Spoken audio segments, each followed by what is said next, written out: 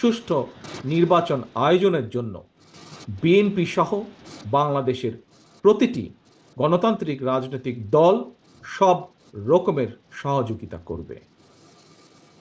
প্রিয় দেশবাসী, এবার আমি আপনাদের কাছে একটি বিনীত আহ্বান রাখতে চাই।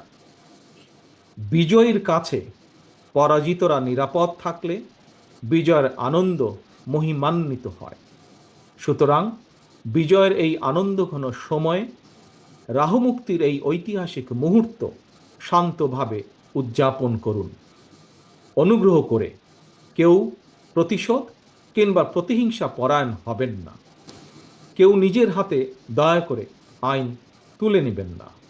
অর্জিত বিজয় যাতে লক্ষ্যচ্যুত না হয় সে ব্যাপারে জনগণকে সতর্ক দৃষ্টি রাখতে হবে। 52, 71